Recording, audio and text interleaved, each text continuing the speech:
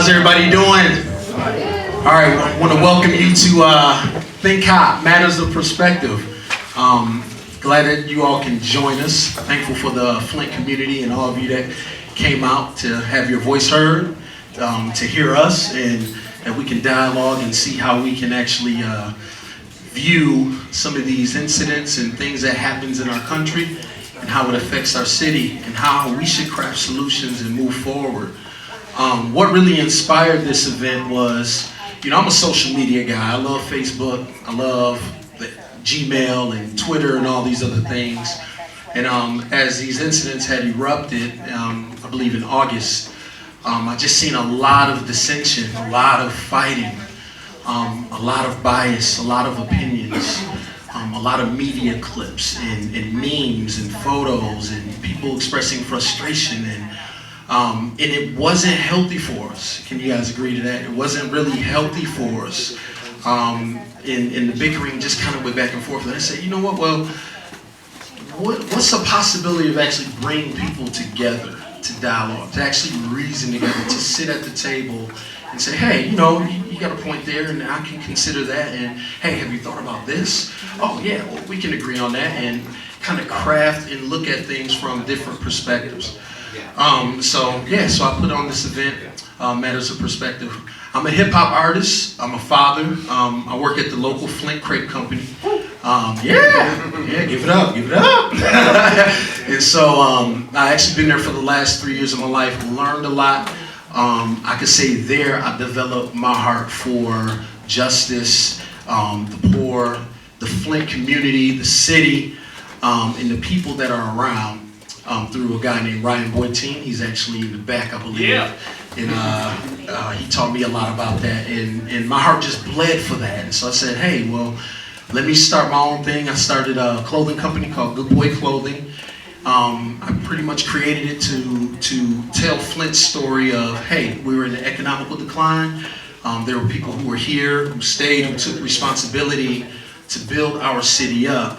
And they were justice driven, and they did that. And I wanted that clothing brand to represent our story. So we're a unique little place, if you guys could agree, we're a unique little place. So again, my name is Oakland Nixon, and I'm gonna allow my other panel members to introduce themselves Hello everyone, my name is Dragana. I am a graduate student at Wayne State University. This is my last semester. I'll be obtaining my master's in criminal justice. Good evening. My name is James Tobert. I'm the Chief of Police for the City of Flint. And I've been here since August of 2013. And I think it's important, and I thank you for this type of forum. And I think we're going to have some very difficult questions and maybe some more difficult answers. But in all, we need to understand that this is the reason why the lack of venues like this is the reason why we have Ferguson's and we have those type of issues. So it's always nice to have that exchange so we can understand, you can understand us as well as we can understand you on the law enforcement side. And I think it's important that we have the city government here also, and I just want to recognize Mayor Dane Wally, who's also here, it's important that you see that combined thought process and that combined effort to understand what the people actually want, and hopefully we can have some clarity tonight. Thank you. I'm Laura McIntyre. I'm a lecturer at the University of Michigan Flint in the Department of Sociology, Anthropology, and Criminal Justice. But more importantly, I'm a native of Flint, and I live in the city of Flint, the 6th Ward. I'm also on the board of Raise It Up, Youth Arts Awareness, a great nonprofit organization that has been having a weekly dialogue every Saturday at 1 o'clock. They're still having it at the Flint Public Library on the 2nd floor. Just an open community discussion, action group about issues around Ferguson, Eric Garner, things like that. So I welcome anyone to come to those continuing conversations. My name is Tim Goodrich, and I must admit that I feel a little bit out of my league up here with my co-panelists. I have a business downtown, Timothy Goodrich Custom Shoes and Repair, where we make shoes and repair shoes.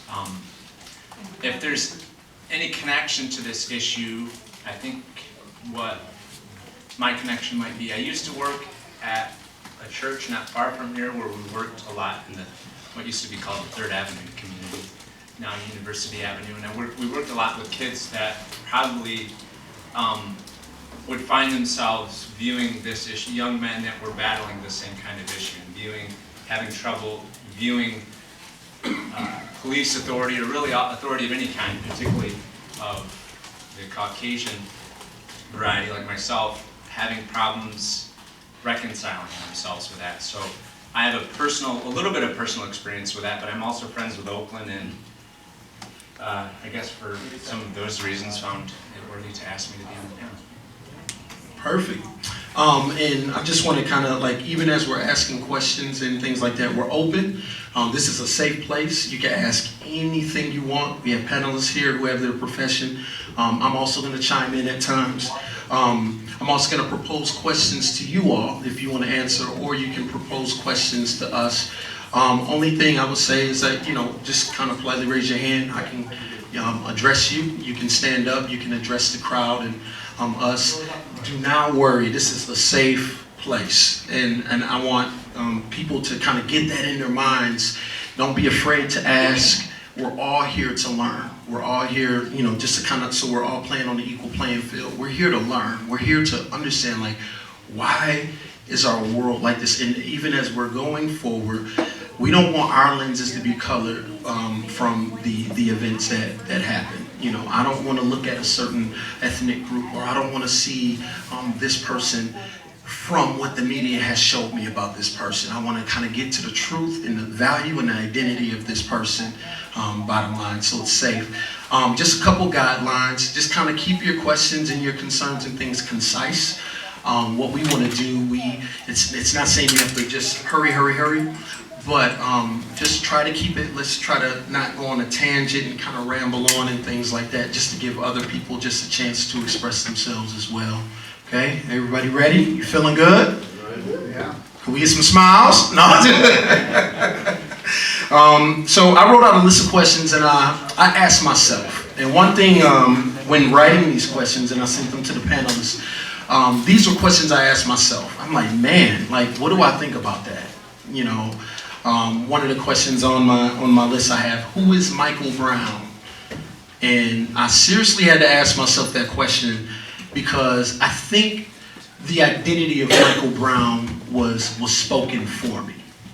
It was what I was hearing the media say, what I seen, but I had to really draw it back and say, who was this guy? Like, I didn't know him. The only thing I have is what was shared with me from the media.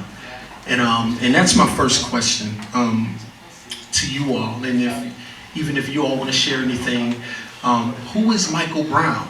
Anyone wants to answer that? What is your perception of Michael Brown according to what was given you? What is your perception? Anyone? Yes, sir. I'm Michael Brown. Okay. And my son is Michael Brown. I'm from Grand Blanc. I have lived in this community for 13 years. I'm recently retired, but as I reflect on my life, I'm lucky to be here today, because my wife and I, as we kid with each other, myself as a black man, have often had to just man up and just say that, I'm here and I have the right to be here, okay? And many times you find yourself being perceived as an advocate or a person that is against something. I'm not against anything. I'm just here to be left alone, like the guy in New York. He said, "Just leave me alone." What's the problem? And many times you find yourself being addressed as someone that is doing something wrong, and you're not. You're just trying to live your life. And the police force are aggressive towards you for no reason, as you see it. And I cautioned my son, as he lived in Grand Blanc, you graduated from Grand Blanc High. He said, I said, when you go out there, don't run because you look like anybody else or someone might have done something. Don't run because you might be perceived as the person that has done something that they're trying to, deal with. So it's a very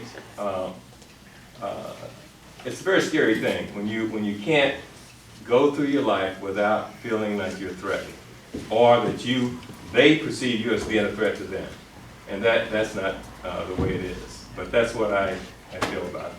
Okay, so he's identifying with the experience. Yes. Michael Brown. Anybody else? Who's Michael Brown? And any of our panelists can chime in at any time as well. Yeah. So, Person, it's a person. pure and simple. Side, somebody that did easy. Okay. Yeah, that to me is first and foremost. Michael Brown is dead. And that's it. And I'm actually wondering why the whole panel started with raising the whole issue of who is Michael Brown. To me, that's not the question. The question is, who is Darren Wilson, and how did someone get to be in a position where they made a critical decision where another human being is dead, and what are the systemic and institutional ways in which those things supported that decision, the lack of an indictment, and all the subsequent events that followed. I don't think really that we should be focusing on Michael Brown. I think that's irrelevant.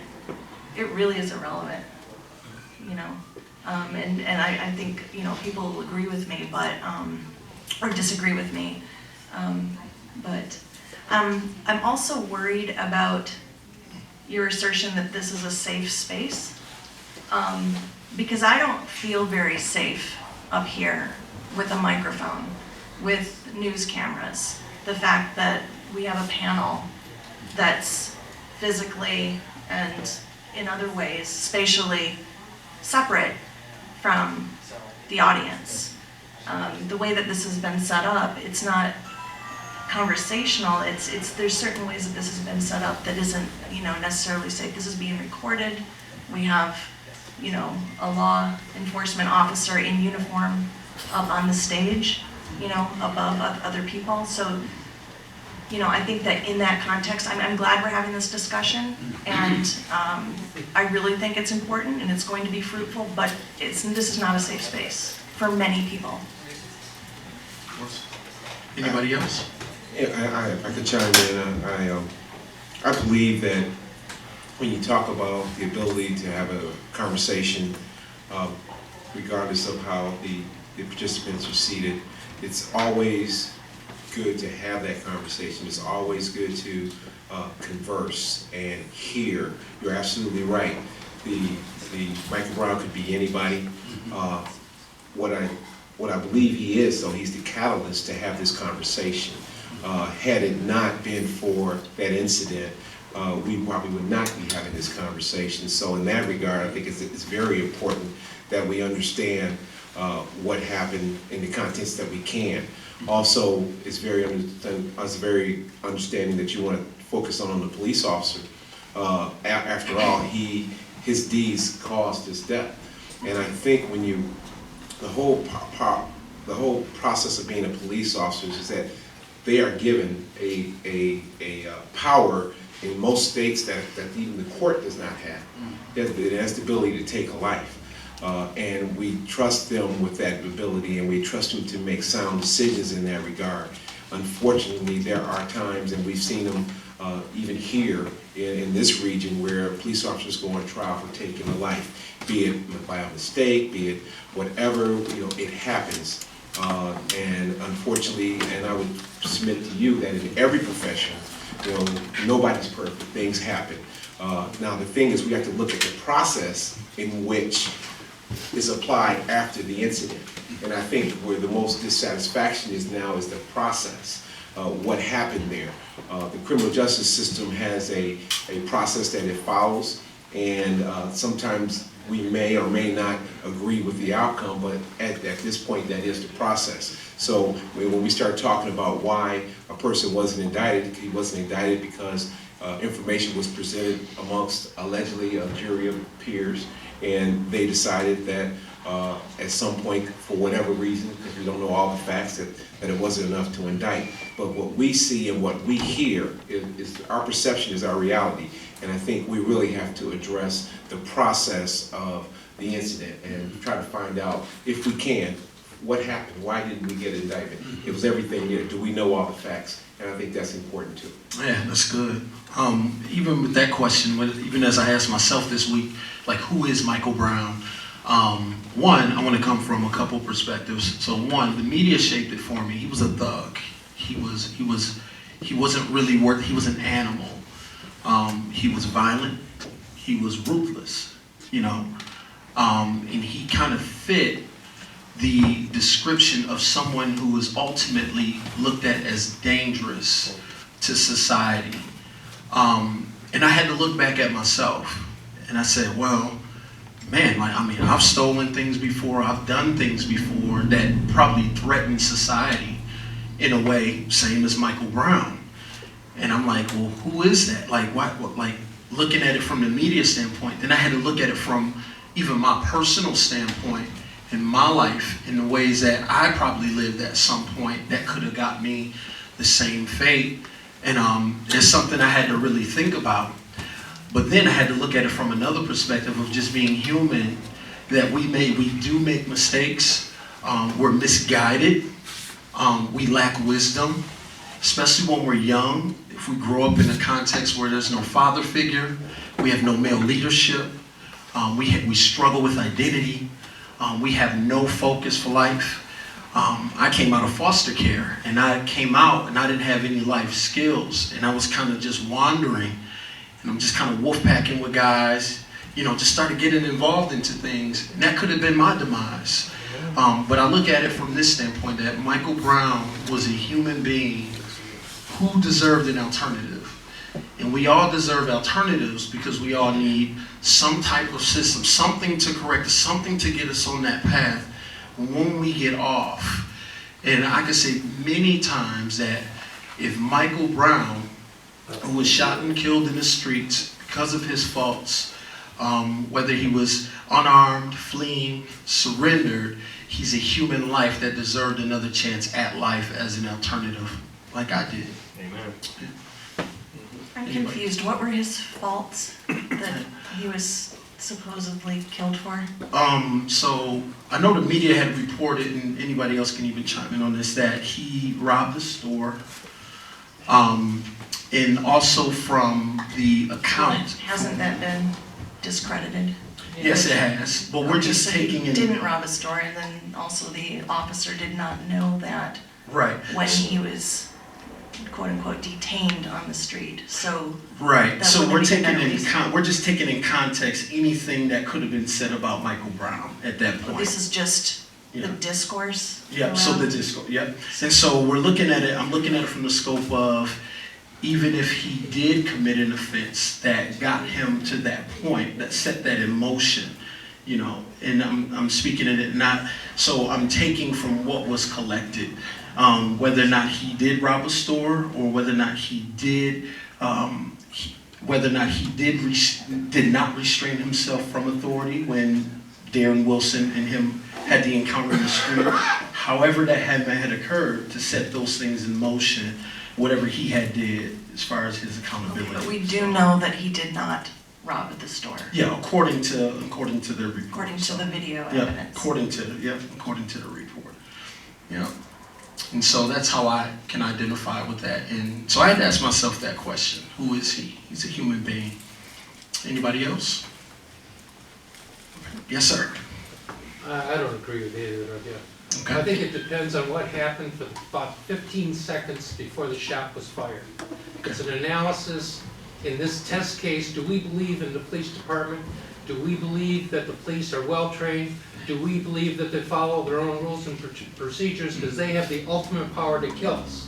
So when we analyze the situation, we look at a short period of time before that shot was fired and what was going on. It doesn't matter what his history was, and it doesn't matter what the prosecutor did later. That's why we're having this national debate right now, because we have 2 or 3 cases that are making us doubt whether or not we believe the police are properly trained and they have proper procedure. Okay. Let's get right here in the corner. You know, actually, Chief Tolbert when he was talking, he made a comment about why is our perception our reality? So the question is, what is our perception that has turned us into reality? So when you made a good point, do we trust the police? And if we don't trust the police, why do we not trust the police? Is it because of what we see on TV? No. We can just go, let's go ahead and bring it to our own city. I don't trust the police.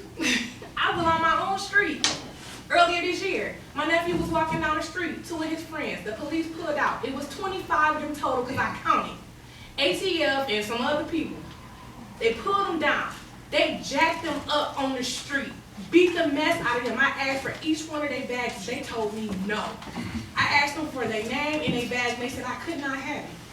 Did they arrest any of them that day? No. We went downtown to the ombudsman, tried to get to try to do a complaint. There was no complaint. At one time, that's all I believed in was the justice system. Within the last 2 years, I completely do not believe in our justice system here in Flint. I can name about 7 accounts this year alone. Do I care for MLive? No either. We just had 2 councilmen who tried to run for office, but instead they wanted to pull up their history. They want a second chance. Just because somebody make a mistake when they're younger don't mean that they're going to do it later on in life. Right. And all that plays into it. So when you say, what is your perception, and is that your reality? So yeah, so when you see something on the media, you're going to think about what you also seen in your hometown. And it's not just the perception, though. That's the thing. And it's not just the 15 seconds before the shot was fired. We're talking about hundreds of years of history. And if you look at the origins of policing in the United States, it is not a just system. It never was. It wasn't created to be a just system. It was created to reinforce slavery after the Emancipation Proclamation. There are systemic, institutionalized things in the criminal justice system that reinforce the institution of slavery in the United States. And that's what I'd like to look at, not how do we talk about it afterwards, how is it perceived, but how do these structural institutions go to create a society in which we have unequal people based on what Michelle Alexander calls a racial caste system. It's the new Jim Crow, right? The new Jim Crow. Anybody else? Right here. Yep. Yep. I'm This young lady here. Yep, in the red. Yeah, I guess I'm sitting here tonight highly uncomfortable because, I have a question for Chief Tolbert. I'm going to raise it now, but hopefully you can answer it later. Because while, like PR, you're here, you're listening to the community grieve and process, but I want to know, like when you're talking to your fellow police officers, are those spaces open for the public to see and see the police grieve and process and see what else will be implemented? But I would say, like with this question with Michael Brown, I'm like, who was Tamir Rice, who was shot down as 12 years old? Who was Aisha Jones, who was killed in Detroit? Or Eric So, Garner. and all these folks, and Eric Garner, and all the multitude of other folks who have been shot down and bludgeoned, murdered, all this stuff by the police over the past few years, and I would just say, like, the whole Black Lives Matter, like, that started after the Trayvon Martin decision. It was just like, no, Black Lives Matter because our criminal justice system, society says they don't matter. Amen. And so did you have a question for Mr. Tolbert? I just want to say I have to disagree with you that every life matters. It doesn't make a difference, white, black, or green. every life matters, and the worst thing you could ever do, and the hardest thing you can do in some cases, is to take a life in some cases. And when I say that, having been in a situation where I had to take a life, it is not a pleasant thing to do. And I want to tell you that when you talk about not trusting the police, and when you talk about are we open to the same feelings as anyone else, I submit to you that every police officer has a family and a mother and a father. They share the same feelings you do when they see injustices, and we try. We absolutely try to police our own, but even in that case, if we can't, we need the public to help us police. It's not all about strictly the police department, and we need to come together and develop committees or review committees that we can help, and we can, so that we remove some of that blue curtain that everybody thinks we hide behind. We have to come together, and together not just focus in on our aggression, but come to a solution to where we can say, this has been vetted by the police department and maybe a community organization also, and this is what we come with. But I will tell you this, even if we were to do that, there are going to be people who are not going to be pleased with the outcome if it doesn't suit what they think it is. So we have to come to a solution in that regard. And we should all get together and try to form these committees and to make sure that I want to be as transparent as possible to ensure that we can somehow break down that trust.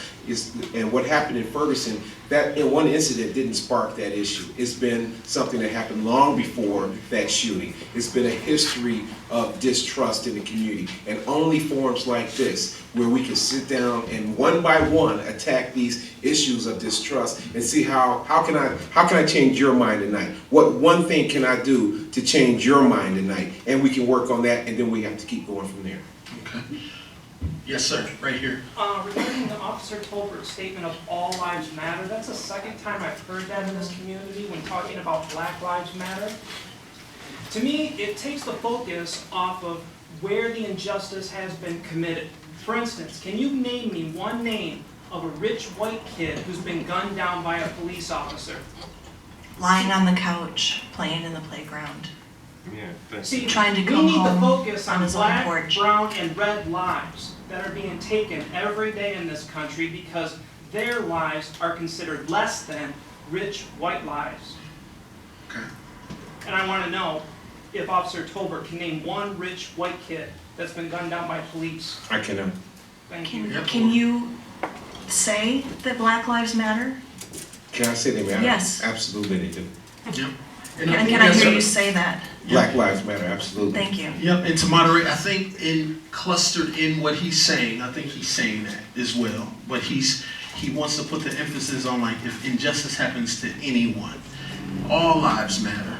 But since particularly in this particular situation, this crime has been committed against urban African-American males. Well, the problem is that we know that white lives matter. Yep. That's just the norm. That's just how the system is. And that's why we say Black Lives Matter. Right, Because yeah. that's what's not spoken, that's what's not articulated, and that's what's not evident. It's not out there. So by saying all lives matter, like Jeremy Royer said, I think it's a very important point. You're negating the fact that Black lives do matter. Now, Because that's what we're focusing on, I'm right? negating it. No, it's not my perception. So let me ask this question here, as a moderator. Would you say that the statement "Black Lives Matter," because it's talking about values, and that's what is pretty much communicated, do you think that statement is not being heard when it's being hashtagged, when it's being written up on the boards? It's being said, but is it not being More heard? importantly, it's not.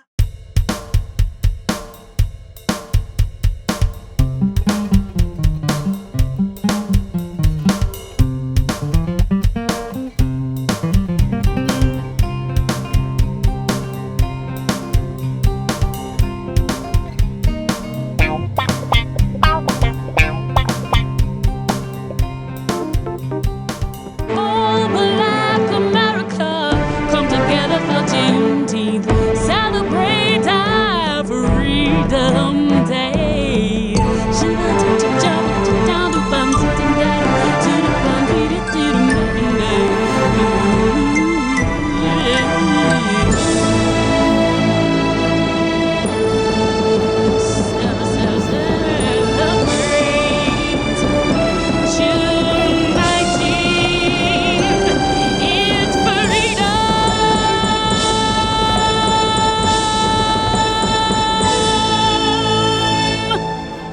Juneteenth, a time to reflect and rejoice.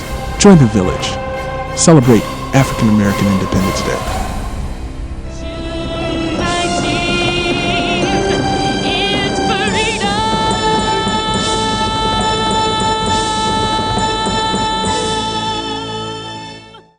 You're really not that talented. You're not attractive. Too fat. You're too short. Too old? Why don't you just give up? Give up. Give up. Just give up.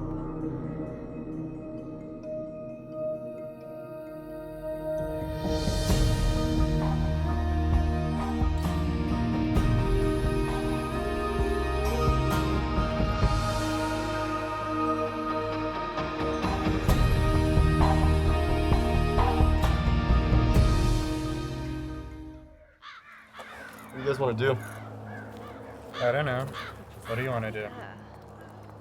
I don't know. What do you want to do? 1, 2, ready, go. Gonna pull the stops, gonna make it go. You're living on a wing and a prayer.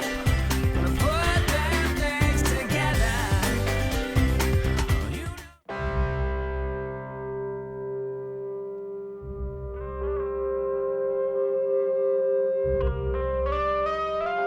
7,000 high school students drop out every school day.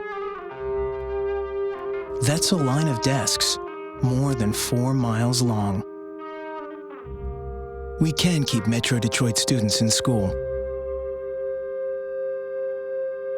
Visit boostup.org and take the first step. Hey, white people. What's up? We're kids from Ferguson, Missouri. You know that little place where white police shot an unarmed black teen in the face? It was a national disgrace. So listen up. Because we're here to talk to you about race. Sometimes white people are like, but is racism still a thing?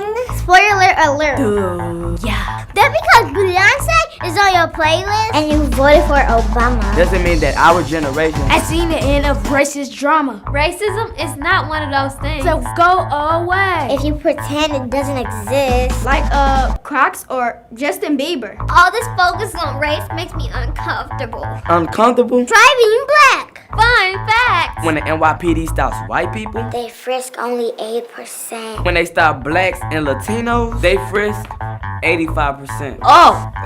Ooh, what's that smell? That would be racism. We just want to equal shot in life. Not to be shot to death. It's you people who are making this about race. I don't see color. Really? Did you know that employers Don't even need to see the color of our skin for the discrimination to begin. Resumes with black sounding names like Tanisha and Tyrone are 50% less likely to be called in for a job interview didn't the exact same resume? with white sounding names. But is this injustice? Surprising. When 40% of whites Actually say white people are more hardworking than black people. You people are just playing the race card.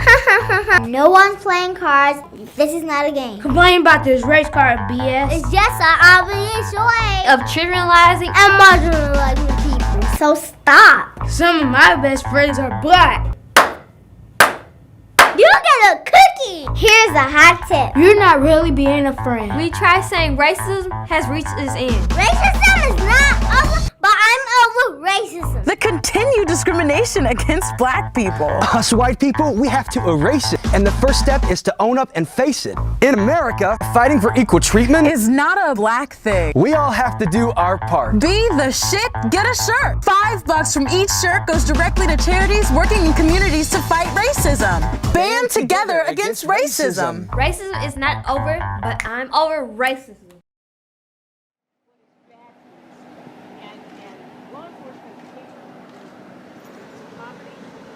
Hands up. Don't shoot. Black Lives Matter, because it's talking about values. And that's what it's pretty much communicating. Do you think that statement is not being heard when it's being hashtagged, when it's being written up on the boards? It's being said, but is it not being More heard? importantly, it's not being followed. It's not being followed. It's not being followed because we are seeing a disproportionate amount of black bodies being killed on our streets. And that is the problem. And that's why we need to say Black Lives Matter, not all lives matter. All lives do matter, of course they do. We all know that. So But- are you saying that a black life is, that's just that just doesn't make sense. When you say all lives matter, but we have to say that Black lives matter. He's saying The why the issue emphasis. that we're talking So- about is police accountability. And it goes back to several things that you said about the police, the police. And that's not acceptable. That's not how it should be. That's not how it's even purportedly set up. We know it doesn't work.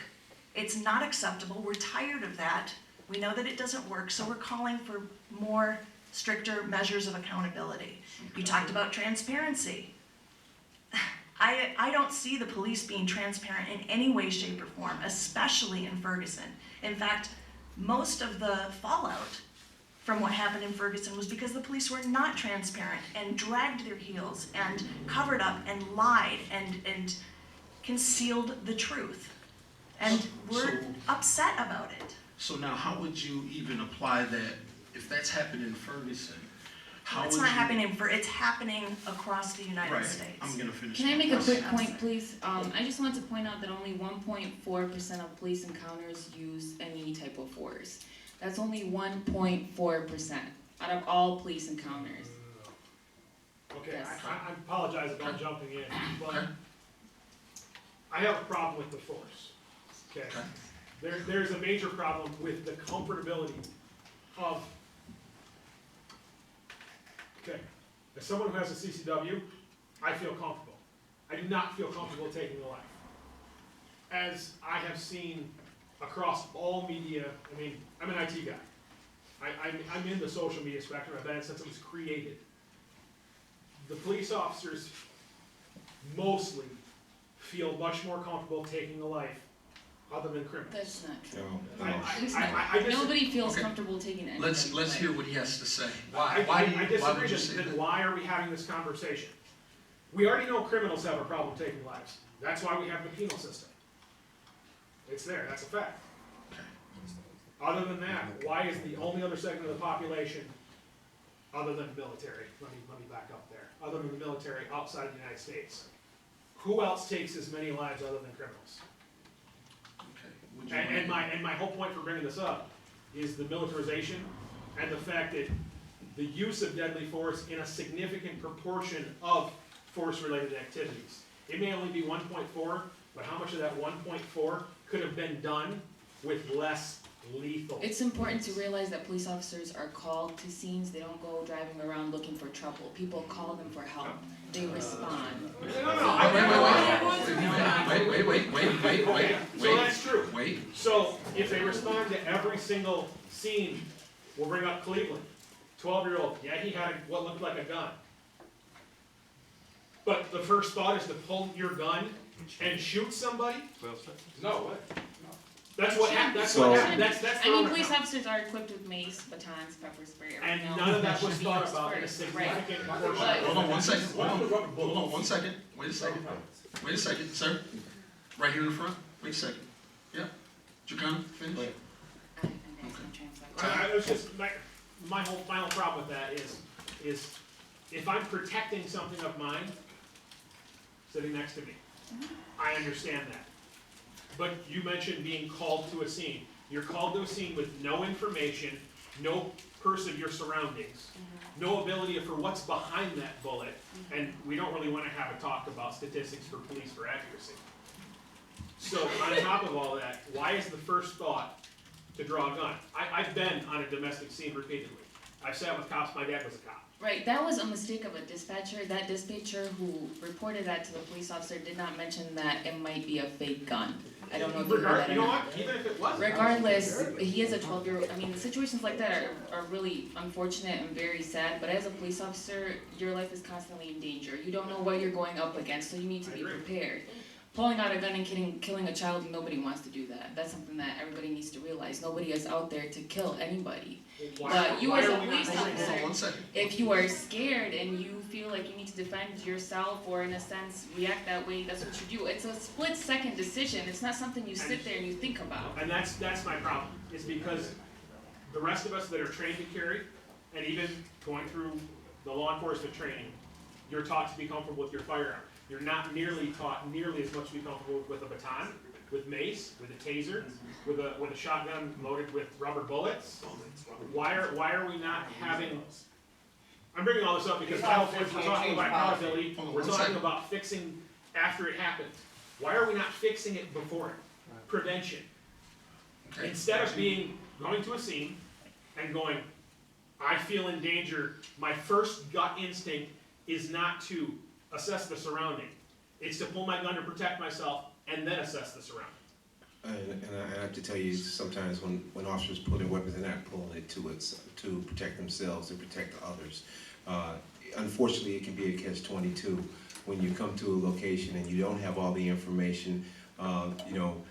Just as you're sitting here saying an officer acted too fast or without enough information, we can turn around and someone can say he didn't act fast enough, and he had too much information. So there is a catch-22 in there, but what we're trained to do is try to assess the situation, but assessing the situation can go anywhere from 30 seconds to 3 seconds to assess the situation. You see danger, you give verbal commands, and then at some point in time, action has to be taken. Unfortunately, most of the time, the action that's taken does not result in death, and it's a successful conclusion. As my panelists pointed out, when the police come to a scene, they're coming because they were summoned to the scene. And that means two things. Number one, we're bringing a gun to a scene, and possibly a weapon might not even be in the scene. Number two, there's somebody there who wants us to do something to someone, and there's another person there who doesn't want us to do anything to them. So you're right there, you come in the middle of conflict, and you have to resolve that conflict, and sometimes you have milliseconds to resolve that conflict. Okay, we're gonna take this gentleman's question right here in the front. You have a question? Yeah. All right. No, but years ago I lost an uncle, and it was during the case that police officer thought he had a weapon, didn't have a weapon, and he was running. And dispatch said that he had a weapon. They did not. People that called the report said they did not have a weapon, so it was just like miscommunication. But they used rubber bullets. And rubber bullets, I know, that's, if somebody doesn't have a weapon, you use them. Try to hurt them, whatever the rubber bullets are for. I'm asking, why are rubber bullets used now? Why, like for that case of that boy, like you said, Brianna, you said that it was the dispatcher's fault because she didn't relate the message from the person that called it in that might be a twin. I know daisies, all types of pellet guns, and they're supposed to have an orange ring around it. Some of them don't, But for a child, it was clearly through, dispatcher clearly got the message. Why would you use a rubber bullet? Because you don't know if this is a real gun or not, and it's a child.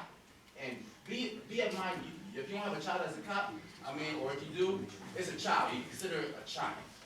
You don't want to hurt somebody else's seed, no matter if you don't know if the gun is real or not. Diffuse the situation somehow. I think the word that just needs to be bracketed. Diffuse. Yeah, it's called escalation and de-escalation, and we train our officers in that. We have what we call less than lethal force tools that we use. So they are there out there for us. We train officers on it. We use them. We do use them. Yes. We didn't use it in this case, but I'm not. That's not my police department. So I can tell you we have less than lethal tools that we use in the police department. And it's not as if rubber bullets aren't lethal. Just ask. We don't use rubber bullets, the ma'am. citizens of Ireland who've been shot at. We don't have rubber bullets. We're gonna take one more question before we bring this subject to a close. Right here, this gentleman. Yep, you sir. Officers don't always call to the scene. I've been in the neighborhood, in my neighborhood, the kids walking down the street, nothing's been called out, those kids get pulled over, they get shoved up against the car. One of our issues is not just community relations and looking at Michael Brown or Eric.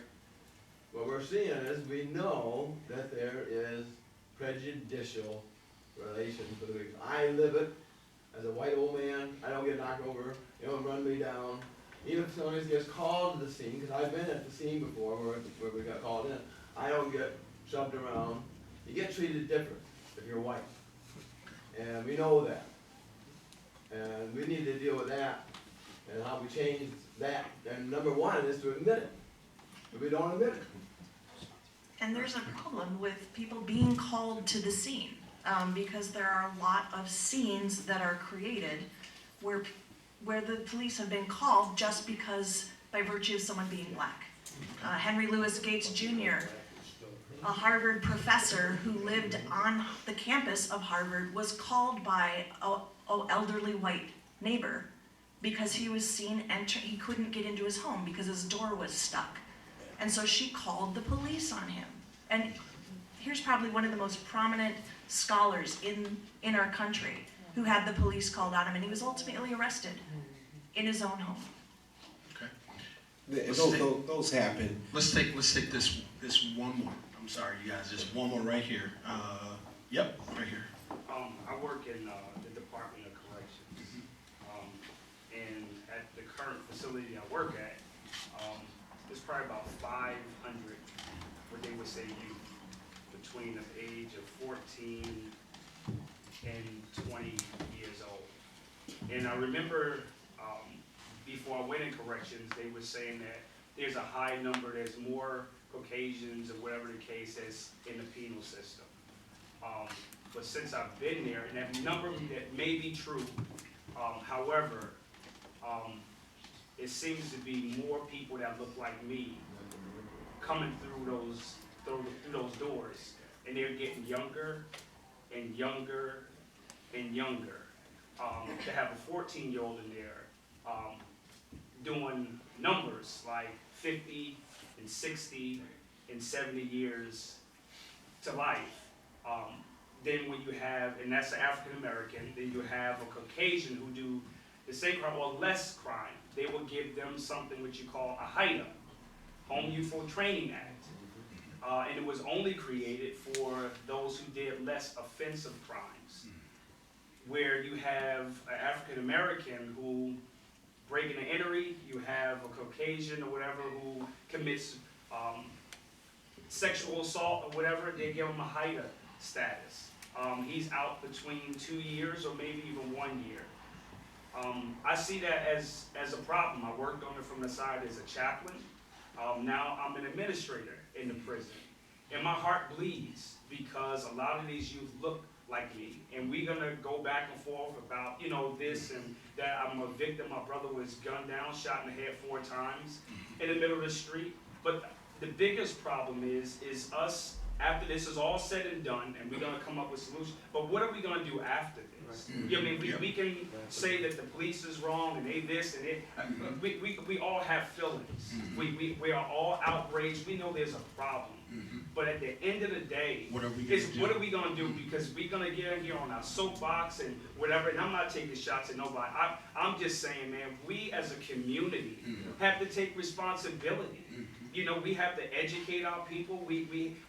Men have to rise up. Men have to take their role in the family. Men have to be responsible. As a black man, as a white, whatever, we need to do better as a community, man. You know, I mean, we're gonna say that the police this or at the end of the day, what are we gonna do? That's what has to be the solution of how we're gonna make this community better. And even for Flint, I would think, because these situations will affect Flint. And my question will be for you, Chief, would be what I've heard in the crowd, I've heard fear expressed, I've heard injustice expressed, I've heard a lot of things expressed. What does that mean for us? Like, what can you do with your position of influence and power to ensure that the policing of residents, even in Flint, can change, and that we can actually protect the Flint area citizens? And I think that's ultimately what the people are saying in light of Ferguson. They're saying, can we trust you, Mr. James, in your force to have our best interest? But if it's a crime, you do according to protocol, you know. But what are you in the force gonna do as far as to protect those lives here in Flint, and what will you do, and what could you do? Thank you. I think that's a very good question. I think one of the things that we have to do is that we have to realize that, we all have to have responsibility for our community. It's not just a police matter. And when we talk about collective advocacy, and we talk about forming a relationship with the police in your area, and knowing your police officers, getting to know them. I think part of the problem that we say we're scared of them because we don't know them. So we want to get back to sector integrity. We want you to know the police officer that's in your neighborhood. We want you to be able to say and have a relationship with that police officer. He have a relationship with you. Because right now, if I don't know where you're coming from, if I don't know your apparel, I might look at you in a different way. But if I have a relationship with you, and I might know a little bit more, and I can help you in that regard. And maybe I can even offer you some services. We have to partner with different organizations when people do have shortcomings, and we can help them and offer them services and resources so we can do that, because that's not a police thing. But we should be able to have that evaluation and say, hey, look, you might need to go talk to these people, or these people might need to come and talk to you. We have to look at ways that we can improve that trust. And we're going to advocate, and we're starting to look at body-worn cameras for our officers. So again, that we talk about transparency. We want you to understand that we are trying to do the things the best way we can, and we want you to be able to see what we're doing. Obviously, and if body-worn cameras, if that's a way that we can get that trust into the police department, we'll do that. We're looking at neighborhood service centers, where we have service centers where we have staffed by officers and neighborhood people service at a service center, so that you become familiar with the people in your area, and you know your neighbor. Now we don't know our neighbors now, and we need to be able to do that. We're looking at a citizens radio patrol, which we've already started, where we have citizens who are out there in their neighborhood. You talk about police, and the police come by and they throw people up against the street because other people are calling. It's because the people are calling don't recognize those people, and they're saying that they may or may not be involved in the neighborhood. However, if you have people from that neighborhood and the citizens radio patrol, they know it's John. They know it's little Johnny. They know who they are. And you know what? Maybe it's not a police matter. Maybe it's I'll just call your mother and tell her what you're doing, and it doesn't even become a police problem. So if we can do things on the front end, I guarantee you it will stop some of these things on the back end. And it takes a little bit more of community effort and trust. And we have to build trust. Trust goes both ways. You have to have trust in us, and we have to have trust in you. And I think that's some of the things we can do here. I think that's really good. He hit on relationship, and that's something I focused on. I used to live in my park. Man, if I looked at their Facebook page, it was like every other day. Some guy in a hoodie, and I'm like, hey, I'm walking to the bus stop. I don't even know if you're talking about me. Like, I don't know. I'm just trying to get to work and back, feed my family. But one of the things I did propose to the people in my park page was that, hey, let's get together. Let's get together. Let's get to know our neighbors. Let's do something. You know what I'm saying? Let's get together and do something so we can know each other and who's in the community. And so if Bill is walking down the street and we're not like, hey, well, this guy, we know him, and also, I've developed a really good relationship with the Kettering security campus, the people that work on security on the Kettering campus. They used to escort me from the Kettering campus home at night. And then just building those relationships, I think, will restore trust. Also, both ways, just like the chief said. And so I would definitely want to second that and say, on our end, as citizens in Flint, what can we do even in our own community to reinforce relationships among ourselves so we know the people in the community? And then, the chief, how can your force just reinforce those trust in that trust in those relationships with the people in the community as a whole? And I think that'll be a wonderful thing. We're going to take one more question on this topic, and we got to move. All right, let's get this lady here. She had her hand up for a long time. I'm Deb Conrad. I'm the pastor of Woodside Church. Hey. Hey. Right. Right after Michael Brown was shot in Ferguson, I went to a vigil and a community police conversation over at Christ the King Church on Lapeer Road. There was presence there from Michigan State Police and from Flint Police. And there were any number of things out of that conversation that I found disturbing. But two things stood out for me. One was, and I don't remember it was state police or local police that said it, but one was the contention that traffic stops are proactive policing. Personally, I would call them profiling, but that's me. But proactive policing, and that has bothered me. The second thing, even more disturbing, was the notion that, the statement that, let me get this right, the statement that community policing is a contact sport. And that's the language that was used by the police officer who said that at the meeting that night. I wrote it down, so I don't want to get it wrong. I was appalled to be hearing it. Community policing is a contact sport. So it's not about showing up when you're called, it's about looking for folks that you think might be up to no good, which sometimes is an appropriate thing to do. But to characterize it as a sport, first of all, I think there's a cultural problem in the police department that needs some attention. And to acknowledge that it frequently is a contact sport says that there's a different set of expectations on the side of the police than on the side of the community. Contact is, I think, to be avoided. So I don't know where you get that 1.4% of force thing, or how you define force to get a number that low. But to call it a contact sport says you're expecting to go into an encounter having some contact. I don't know if they mean in physical contact or the fact that you're having contact with people. Yeah, the 1.4% is only for use of force. But how you you're define force matters quite a lot in quoting that statistic. All right. I think we're gonna move on from this particular point because I feel like we're digressing and going backwards on that. If you want, like after the event, like you guys can finish that one. My point in relating to this subject particularly was to build relationships in the community is a kind of contact, but that's not a contact sport. Right. And so if you're talking about building relationships, building a new kind of culture, I think training the police officers see it as something as other than a contact sport might be a really good place to start. Right. I agree with you wholeheartedly, and like I said, I don't know the context in which he was meaning, but again, when I talk about what we can do, immediately after Michael Brown, we've been in touch with the ADL. They're coming in. All our officers get diversity training. That's coming up very shortly. We immediately understood the ramifications.